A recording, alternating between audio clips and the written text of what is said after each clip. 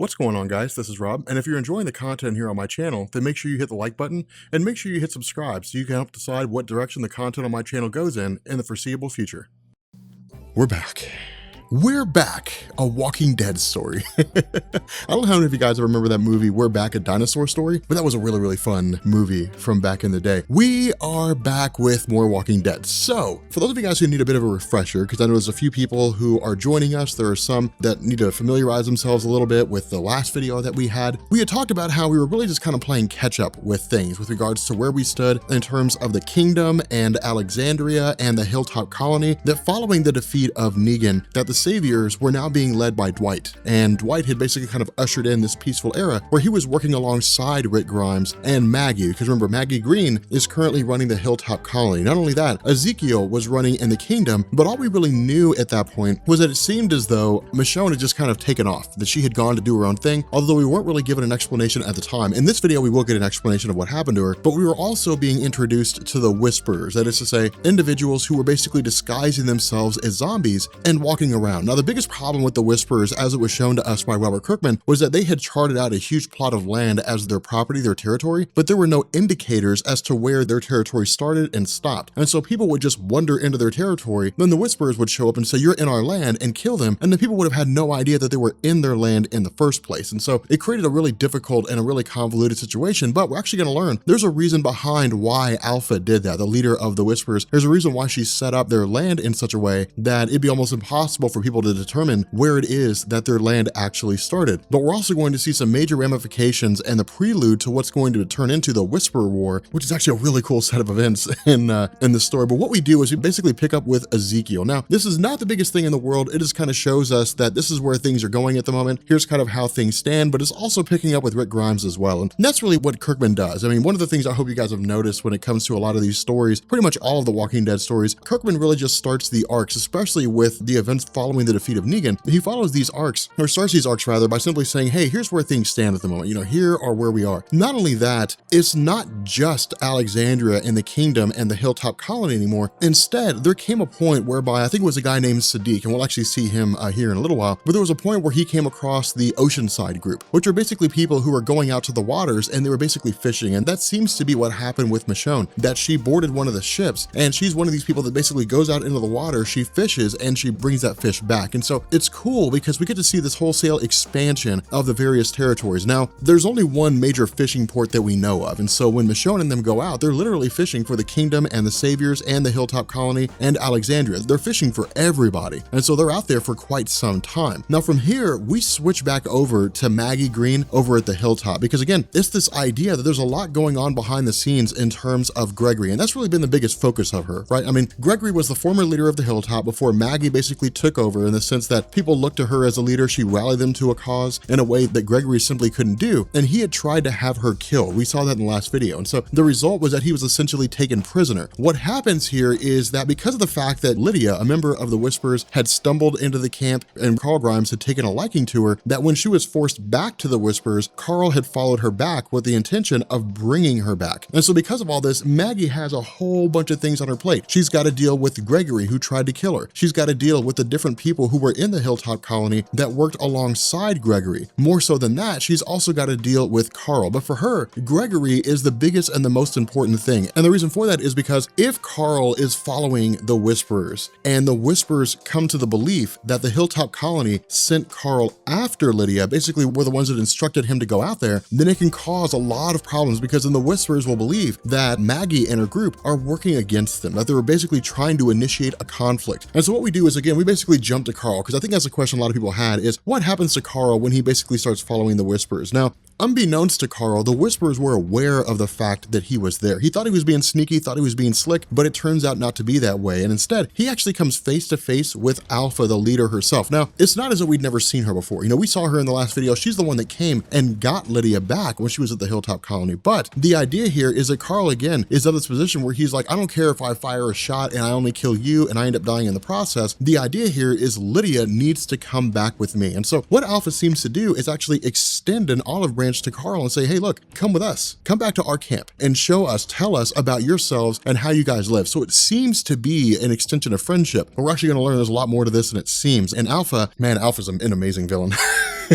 I love Alpha as a villain. But from here, we basically pick up with the return of Michonne. And this is really, really cool because we actually get some heartbreaking moments here. Michonne is a character that in a lot of ways has been very mysterious. When she first popped up in The Walking Dead, she was a character that seemed to be insane because it looked like she was muttering to herself. We found out later on, she was actually talking to her dead husband or dead boyfriend. I can't remember which one. She was married. We actually find out about that. But she was basically talking to the person that was significant in her life. This also led to Rick Grimes kind of going insane and talking to Lori's voice over a phone. That was a whole nother kettle of beans. It was actually a really, really cool story arc for his character. Rick Grimes' character after Woodbury, going into the discovery of the Alexandria safe zone, was an awesome bit of storytelling, especially when it came to Carl, the growth he had to experience because Rick almost died. It was really, really cool. It was really fun. But picking up with Michonne, Rick essentially asked the question, why did you take off? Why are you constantly running? Why did you basically bail out on Ezekiel? Because when Michonne left, she didn't tell anybody. She just left her stuff there and took off. And so as far as Rick and everybody at the Kingdom and everybody in Alexandria and the Hilltop were concerned, she'd been taken or she'd been killed, any number of things, but it was a total mystery. And what she says, and this is why this is so heartbreaking, what she says is that she had effectively abandoned her family. Not in the traditional sense, but in the sense that she was on the path for a good career. She moved to the other side of town, basically divorced her husband. She moved to the other side of town and was very distant from them. And so while she didn't really abandon and like take off and never talk to them again, when the zombie apocalypse hit, being a mile away might as well have been on the other side of the world just because of how crazy things were and how chaotic all of it was. And so because of this, when she ended up getting back to where her family was supposed to be, there was no trace of her kids. And so the issue is where Rick Grimes looks to his daughter Judith and says, okay, you know, I know she died. I saw her die in the prison. When he looks to Lori and says, I saw Lori die in the prison while she was holding Judith in her arms, while he looks to that aspect of his character and he knows that they're gone, Michonne doesn't have that kind of closure. She doesn't know if her daughters are alive and they're just wandering around out there somewhere, wondering where Michonne is, or if her daughters are wandering around out there because they're zombies and they're eating people. She doesn't have the answer to that question. And for her, closure is the worst possible situation. And so because of this, she's basically punishing herself. And the reason why is because when she was with Ezekiel in the Kingdom, she saw herself being happy. Like she saw a life for herself. She saw the ability to start a family of her own, to have some measure of success, to find some measure of happiness. But because of the fact that she had abandoned her family, because she left her daughters to their fate, because she considers herself to be a terrible person, she ran away from that happiness. She's basically punishing herself. This is nonsensical. And in truth, if I were Ezekiel, I would run away from a woman like that as fast as I possibly could. I'd say, hey, it's been real, but you are off on your own now. Like go do whatever it is you want to go do. Go ride on boats, whatever the case may be, because I'm not going to deal with a crazy person. But Rick manages to try to talk some measure of sense into her and saying, hey, look, you need to sort your shit out. You need to get your life together. If you want to punish yourself, that's fine, but at least be honest with Ezekiel and tell him why. Tell him why you're doing this to yourself. Don't just leave the guy wafting in the wind trying to figure out things on his own, because it's only going to lead to heartbreak and it's only going to lead to hate and anger. And so from here, we switch back over to the Hilltop colony and we pick up with Maggie, because again, the idea that she's toying with is killing Gregory. Now, of course, the crazy thing about Gregory, and Kirkman made this really, really easy to grasp here, he makes Gregory out to be a coward. Gregory is a coward in every sense of the word. When the shit hits the fan, Gregory's nowhere to be found. He's running and hiding. He's the last one in, first one out. That's really kind of the definition of who he is, that he's happy to let everybody else go first, but when it comes to actually doing anything, you won't find him doing any of that stuff. And so Kirkman says, hey, look, everybody knows that's the definition of a coward. That's what Gregory is. Maggie was the one who stepped up and said, okay, we need some leadership. Maggie was the one who stepped up and said, okay, things are getting out of hand with the Saviors. They're attacking Alexandria. If this guy's perfectly content with hiding in a closet and letting other people do the work, then I'll be the one to step up and lead our people into some better world. And so because of that, people rallied behind her. The issue with this is that Maggie's walking a very dangerous line. Jesus does not care about killing Gregory. He's like, let's just kill him and be done with it. He tried to kill you. He tried to usurp your authority. You have to show people that that's not okay and you have to kill him. The problem is this. For all intents and purposes, Maggie's the new person. She's the new one. I mean, sure, they look at her as a leader, but they only look at her as a leader because of circumstance, because there's no one else. But if Maggie's the new person, Gregory's been there the entire time. She comes in, she effectively takes over, and then she kills the previous leader because he rallied against her, then that could potentially send a message out to anybody. Either you see things my way or you're going to die. Now, in truth, in a post-apocalyptic landscape like this, that's probably what you would need. You would need people people to say, there's one ideology, there's one belief system. If you don't agree with that belief system, you can leave and try your luck out there, or you can rally against me and you can die. And this is why I love the character of Negan. That's why Negan was so successful. It wasn't an accident, and Negan will actually make that point later on when we see him return. It wasn't an accident. It wasn't a stroke of luck. It's not like Negan drew the lottery ticket of success in the post-apocalyptic zombie landscape and just happened to win. He did what needed to be done in order to ensure that those people lived, because even if they lived in really crappy circumstances, they still lived. And if they really wanted to leave, they could have. The problem is they just didn't. And so because of this, Maggie's in a really tough spot here, because it raises some really good philosophical questions, which I'm kind of curious. What do you guys think Maggie should do? We'll get an answer to her question, but in the here and now, this moment, which is however many minutes we are into this video,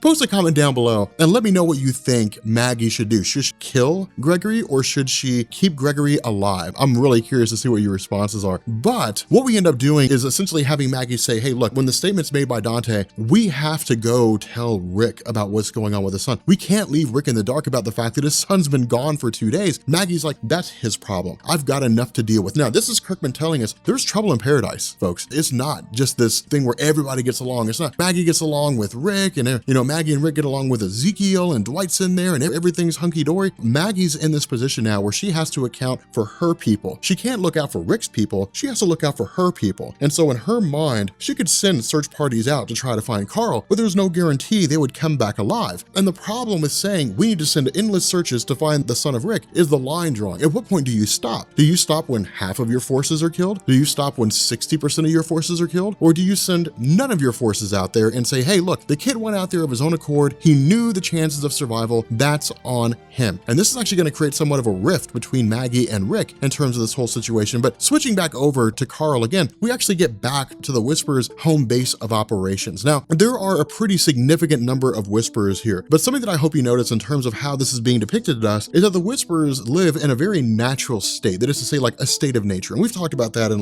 philosophical discussions and so on, but long story short, a state of nature is where there is no real ordered government. Alpha is the leader, but Alpha is a leader only insofar that when conflict comes or when counsel is needed, she's one that people look to. In truth, this is a very kind of anarchistic society here, in the sense that it's almost like every man for himself to a degree, but they also maintain their own existence in the sense that they want to live. And so even if it's only because of the fact that they don't want to die, they've come together as a cohesive group, but they also live off the land. They don't have any form of technology. They don't have any kind of advanced weaponry. They basically live on the land, but there's a reason for why they live that way. And we'll find out just how capable the Saviors are here in a little while. But from here, we switch back over to Maggie, and she's basically going through and she's interrogating, or at least talking to these different people, one of whom is Claudette, but she's talking to these couple members of the families that were working against her and were siding with Gregory. And what Claudette says is, hey, look, Gregory was really persuasive here. I was really angry at the time. I was really mad. I wasn't really thinking rationally. I'm sorry, I put myself above everybody else. And so the result is that I decided to work against you. Now, in my mind, that's no excuse. Claudette, her husband, and her son are gone. That's the logic that I would have. That's what I would say. But this is a fictional comic and it's not real, so I don't really have to worry about being in that kind of situation. But the issue here is that this complicates things even further, because this was just a concerned mother. It was Mama Bear worried about her baby. And so if Maggie were to say, well, we're just gonna kill you. I mean, you rose up against me, what am I supposed to do? Let that happen? If I let you live, it sends out a message saying it's okay. If I kill you, it sends out a message saying that it's not. But if she kills her, she also sends out a message saying, I'm willing to kill mothers and their children. And so it's a really a huge political game. It's the game of The Walking Dead, the Game of Thrones, Game of Walking Dead. It must not have been a good joke if I had to explain it.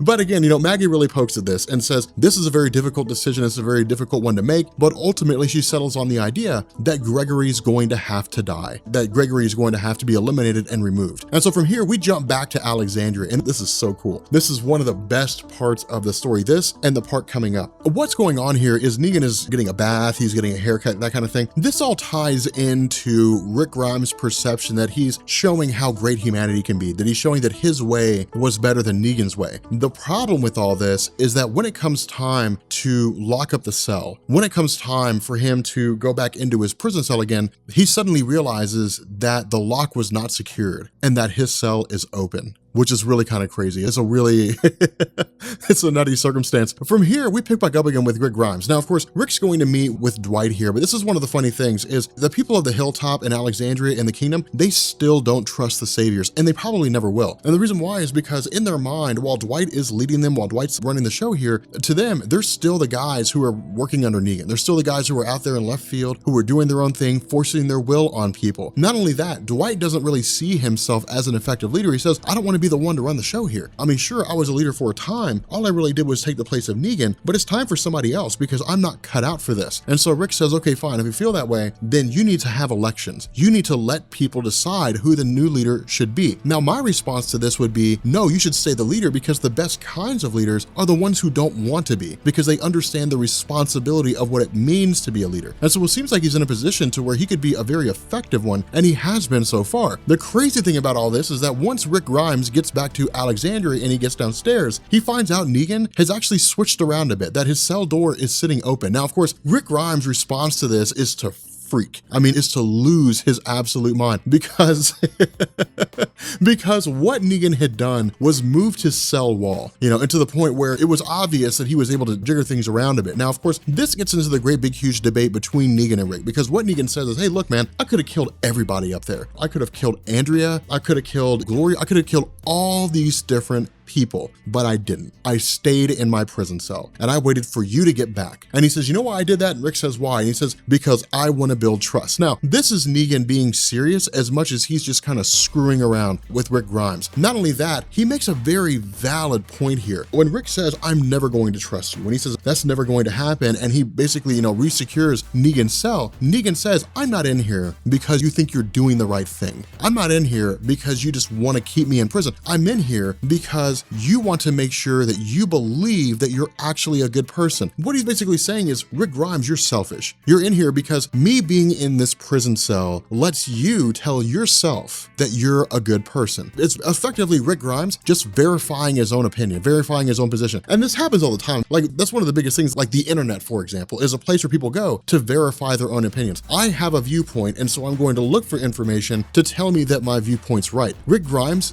is doing the exact same. He has a belief, I'm a good person, and so I'm going to do things that verify that I'm a good person, as opposed to doing things and then looking back at himself and saying, am I actually a good person because of the things that I did? And so because of that, again, Negan has some very valid points here. Now from here, it's really just kind of everybody celebrating the fact that they're going to have this great big huge fair. It's Rosita essentially saying, hey everybody, we're pregnant. Now keep in mind, Rosita, after the whole ordeal with Abraham, was kind of sleeping around, and so we know that the child is not Eugene's, and in fact she told him it's not yours. But Eugene stepped up and said, even if it's not mine, I will raise it anyway. And so at this point, we basically pick up with the actions of Maggie Green when she basically killed Gregory. Now, the reason why this is so significant, because Kirkman could have shown us this at any point in time. He could have shown us Gregory dying at any point. The reason why he held it to this point was because Rick was talking to Andrea, and he was basically telling her everything that was going on with Negan, the things that Negan said. But what Rick tells Andrea is that it's not about self-fulfillment. It's not about verifying his own opinion. What it's about is holding on to humanity. The difference between Rick Grimes and Negan is not how they rule, but how people look at them as rulers. Rick Grimes could do any number of things to show people that he's better than they are. He could kill other people to show he's more capable of killing than they are. He could grow crops on his own. He could do any number of things. What he needs to do is be someone that people can see as their equal, but also something to aspire to morally and philosophically. And so what he says is, we don't kill people, not because we can't, but because we shouldn't. And so what this does is contrast directly with Maggie Green's philosophy that she's willing to kill, where Rick Grimes basically says, if we go back to killing people who get in our way, if we go back to killing people who do us wrong, it puts us right back to the way things were before. But this zombie apocalypse is a blessing in disguise, because not only can we remake humanity, can we remake civilization, we can remake it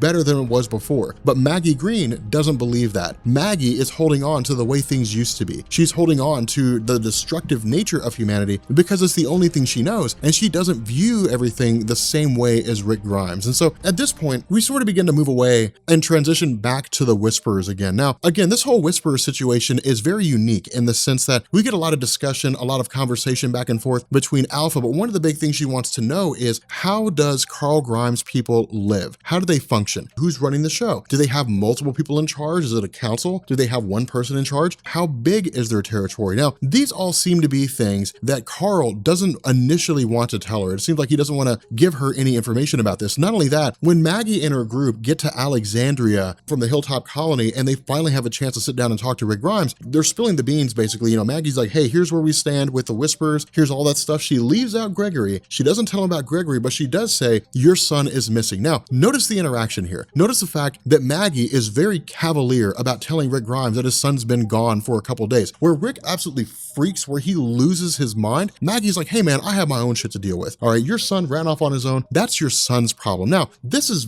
wildly different from the way that Maggie used to be when she wasn't running the Hilltop colony. When it was her alongside Rick Grimes, she would have been the first one to tell him that Carl is missing, and she would have been one of the first people to be on a horse out with Rick finding Carl. Instead, she's just kind of like, look, I had a lot going on. Gregory tried to kill me. I've been trying to keep the Hilltop colony intact. That's your son. Do whatever you need to do. And so Rick's like, okay, fine, then I'll just go find him. And so at this point, it ends up picking up with a situation where there's Dante, there's Michonne, there's Andrea, there's a couple others that go with them, all for the purpose of effectively tracking down Carl. The other half of this equation is that Alpha had temporarily left the Whisperers. She had basically gone on a mission, and we learned this mission was to travel to the Alexandria safe zone without anybody knowing who she was and scouting the place out. Now, this is why the Whisperers are so dangerous when it comes to The Walking Dead, because one, they're able to move among zombies, but two, they have masks on their faces, and so you don't know what they look like. The person right now, for example, the person that the blacksmith is talking to is the leader of the Whisperers, the leader of a group. If they killed her, the Whisperers would probably come crumbling down, but he has no earthly clue who she is, not one idea, and she's able to walk around that entire place. She could have a conversation with Rick Grimes. She could have a conversation with Maggie Green. Well, maybe not Maggie because Maggie saw her face, but she could have a conversation with Rick Grimes, and Rick would have no idea that this is the woman that's holding his son prisoner. And so it's crazy how dangerous everything is. Not only that, once we actually get back to Rick's group and they're out hunting for Carl, they're suddenly met by a Whisperer. And of course, Rick says, you're going to take me to my son Carl or I'm going to kill you.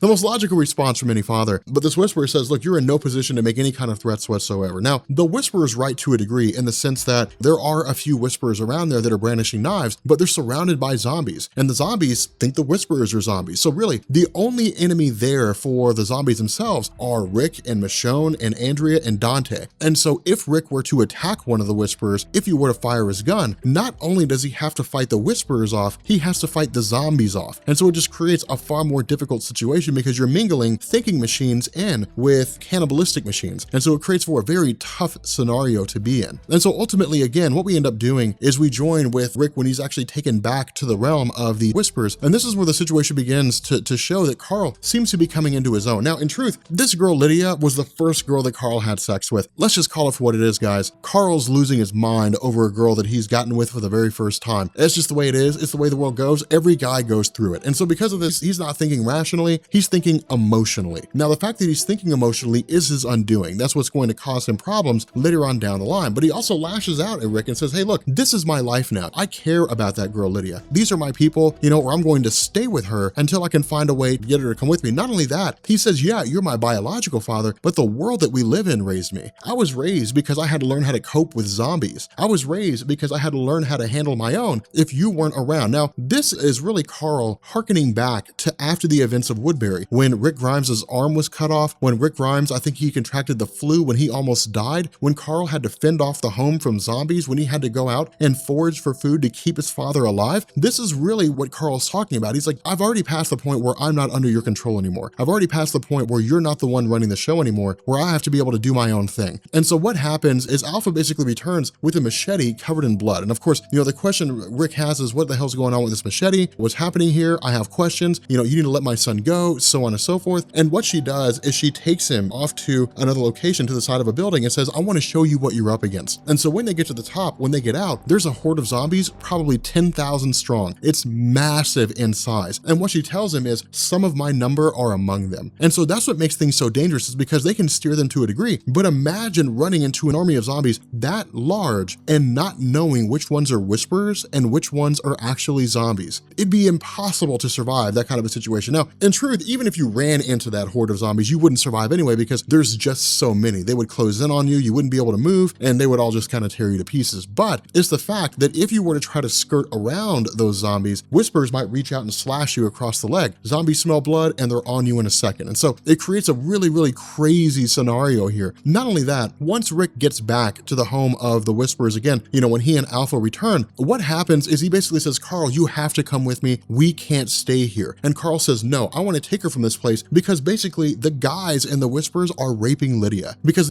Kirkman had touched on that earlier when he basically said that a lot of the guys were having intercourse with Lydia, whether she wanted it or not. The problem is that among the Whisperers, they live naturally, as Alpha makes the case. And so there is no such thing as what Lydia wants and what she doesn't want. They basically see themselves as animals. And in the animal kingdom, according to the Whisperers, there is no such thing as rape. It's just an animal having sex with another animal. And because of this, because of the fact that Rick is trying to create order, because he's trying to create some measure of law, he looks on this as a heinous and despicable thing and says, no, you cannot live that way. You can't just arbitrarily make rules like that. Not only that, you're her mother. If anybody is supposed to be looking out for her, it's supposed to be you. And so because of this, he threatens to kill her. And so ultimately she ends up banishing him. Now, what also happens is she banishes Lydia at the same time, because what Alpha says is, you're not like us. You're emotional. You don't think rationally. You don't think clearly. You don't think about how the way things are. You want things to go back to the way they used to be. Now, in truth, Alpha's crazy as hell. I mean, the Whisperers are out of their minds in terms of how they live because it's nuts. Humanity is the only thing people do have. And when you lose that, I guess you really are no different than animals. And if that's the case, I guess it is adequate for them to dress up as zombies and walk around, because that's really what they are. They're zombies devoid of humanity that are just killing people who wander across whatever their territory happens to be. And so because of this, when Rick and Carl and Lydia are banished, Alpha says, I've marked our territory. I've marked our land. So you will know where our property starts and where you cannot go. And so when they get out there, once they finally get back to where it was that Rick was initially taken from, he says, the horses are around there, there's dead bodies,